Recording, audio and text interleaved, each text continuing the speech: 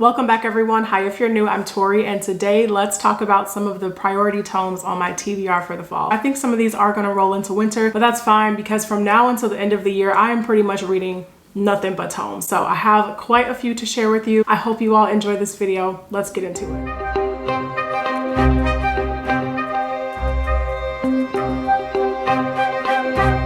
First tome on my TBR for the fall, that's a tongue twister, is Perdido Street Station by China Mieville. This will be my second novel by Mieville, and the only reason I feel like I'm getting to this a little bit faster is because I read The City in the City last year, which ended up being one of my favorite books of 2022. That was incredible. Sometimes I'll just be going about my day and randomly stop and be like, The City in the City was a great book. Like, I just think about so many scenes and think about the world building and the writing. So I already know that I am a big fan of the way that China Mieville's stories unfold, the way that he builds his world. So I cannot wait to finally dive into this tome. This has been on my shelf for so long, and I have picked this up a couple of times and just, read the first chapter or so. But now this fall, I'm finally gonna get into it seriously. I think China Mieville's work tends to lean into like weird fiction or new weird fiction, and I think Perdido Street Station kind of falls into that same category. This takes place in the city of New Crozabon. So it sounds like the parliament here, they have complete control over the militia and things sound really brutal, but something completely changes when this terror is unleashed upon the city. I cannot wait to get into this and see what it's all about. So like I said, I love Mieville's writing and his world building and just the way that his stories unfold and the way that he builds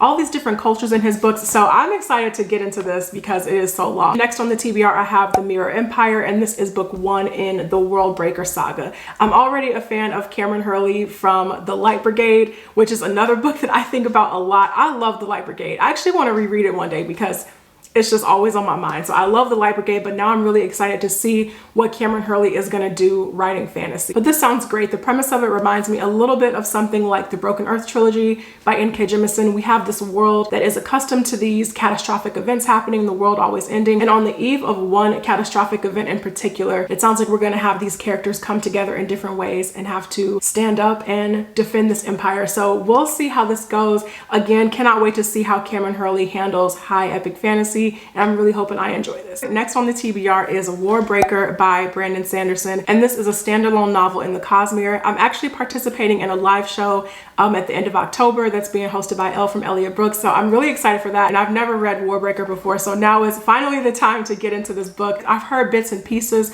of what the story is about over the years just from listening to other booktubers talk about it, but I'm really excited to get into this for myself finally. And it may not look like this is a big book, but this is like very close to 700 pages. So actually we'll be getting into this very soon as we head into October so I can be prepared for the live show. In this, it sounds like we're following these two sisters, and from what I heard, there is a really interesting magic system in Warbreaker that has to do with colors. I don't really know anything beyond that, but I am excited to get into this for myself and see what I think and chat with everybody else at the end of October. Next on the TBR is a book that I wasn't sure if I was gonna get to or not this year because I just wanted to start book 1. Like, that was my goal for the year. I wanted to get into the series, but I was like, oh, maybe I'll get into, books 2 through 4 sometime in 2024. I am currently reading the Dandelion Dynasty series finally by Ken Liu, and I am almost done with the first book, you guys, The Grace of Kings.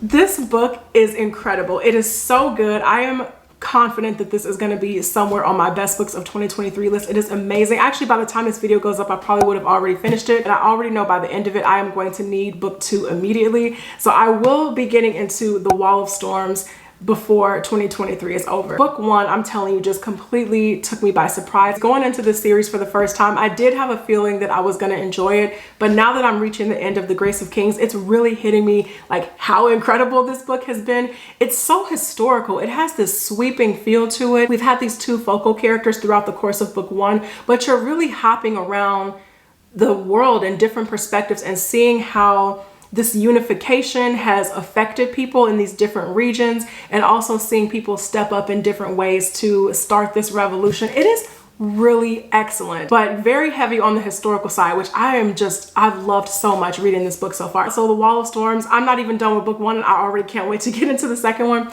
I just feel like this is going to be an incredible series from start to finish. The Wall of Storms was definitely the last minute addition to my fall TBR, and I'm not mad about it. Next on my priority TBR is 11th Cycle by Kian and Ardelin. This is a book I actually wanted to get to this summer, but it's just kept rolling down the TBR. And now I'm finally going to start prioritizing it as we get into into fall and early winter. So the book was inspired by the Dark Souls games. If you all are familiar with the games, they're just really dark. There's always a learning curve to the combat. It's really difficult. I can't wait to see Keenan Ardelin's take on that and how that kind of translates into a book. But we have this world known as Mindthria, and it sounds like we're following 4 different characters who are going to have a major part to play in the fate of this world as these mists start closing in. I've heard a lot of good things about this so far, and I cannot wait to finally see where I fall on the spectrum of enjoyment for this book. Next, I have 2 tomes here. This was another series I wasn't quite sure when I was going to actually be able to pick up books 2 and 3. But now that the 3rd book just recently came out, I'm like, what am I waiting for? I'm just going to pick it up and wrap this trilogy up. And that is The Liar's Knot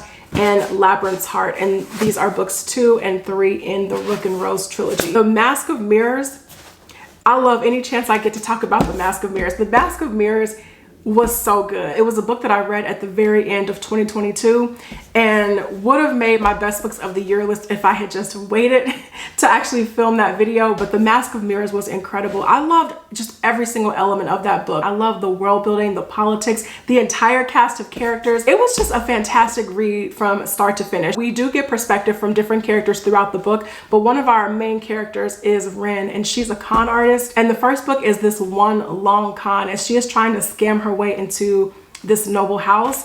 And, you know, she's taking on all of these different identities and personas and having to keep it up as the book goes on as she finds herself in different situations. It is really incredible. And the world building has this very Venetian style to it, which I thought was just very cool. So I absolutely loved The Mask of Mirrors, love Ren as a character. I'm excited. I'm excited to see where books 2 and 3 go. I don't think this is too early to say, but if I love these next 2 books as much, if not more than The Mask of Mirrors, this might be one of my new all-time favorite series. The first book was incredible, so cannot wait to see how things wrap up in this trilogy, and I'm just really confident that I'm gonna love it. Next is The Priory of the Orange Tree by Samantha Shannon. And I know I keep saying like, oh, I'm so excited for this book and this book, which I am. I'm excited for all of them. I'm just can't wait to get into them. But there really is something about The Priory of the Orange Tree that I can't like quite put into words. Just why I have a feeling that I'm gonna love it, I don't know. There's just something about the way that I've heard Samantha Shannon describe this book, the synopsis, just kind of the praise that I've heard from people who have read it.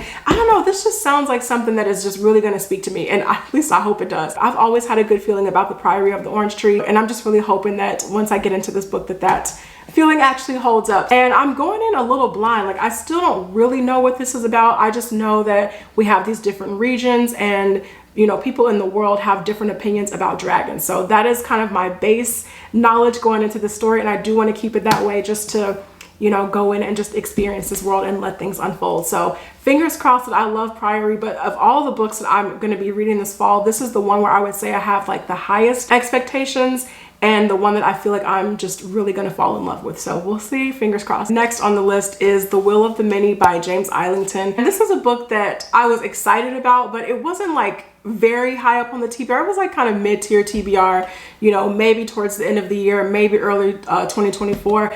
But the more I keep seeing about this book and the more I keep hearing about this book, I'm just like, that sounds so good. Initially, I was going to put this off because I at least wanted to experience The Shadow of What Was Lost, which is book 1 in his Lycanius trilogy. But now that time has passed, I'm thinking, does that really matter? We have our main character who gets accepted into this prestigious academy, but he is there to uncover secrets that could potentially take the hierarchy down, I think it's called. So that's all I know about this going into it. But all of the praise I've been hearing for this book has made me bump this up the TBR. So hopefully I enjoy this. Next is a book I'm really looking forward to, and that is The Forgetting Moon by Brian Lee Durfee. And this is the first book in the 5 Warrior Angel series. Actually, I just think it's a trilogy. This is incredibly long, and it's been described as like epic fantasy. It sounds like at the heart of the story, we have this religious war that's been going on, and we have this army that is going to invade the last unconquered kingdom in this land. So that's all I know about this. I have heard this being described as extremely dark, very brutal, and we'll see how it goes. And then last but not least, I had made goals last year about, you know, different series that I wanted to start in 2023. And one of those goals was to finally get into the Stormlight Archive. And I'm so excited to say that I will definitely be picking up The Way of Kings before the end of 2023. I'm almost done wrapping up the Mistborn trilogy, which was another goal of mine that I wanted to do. I wanted to wrap up Mistborn before getting into Stormlight. So I am going to be wrapping things up with The Hero of Ages sometime in October. And then after that, we're starting the big one. I cannot wait to just finally be in this series. I'm sure you all have seen all the Stormlight books across the bookish internet. This is such a beloved series. It's said to be Sanderson's magnum opus. I want to read it. I want to get into it, see what's going on here. There is a summary, not a summary, but there's like a synopsis on the back. I read it and I don't know how to say it back to you. So it sounds like there is a lot going on here. My edition here is like 1,000 pages. So that's it. I'm doing it. I'm going to be reading Stormlight. Wish me luck. It's going to be, I think, a really exciting journey this fall. So that is it for me, you guys. Thank you all so much for watching this video. I really appreciate it. Let me know down in the comments if you have read any of these or if you have a fall TBR that you're also planning out and if any of them are tomes. So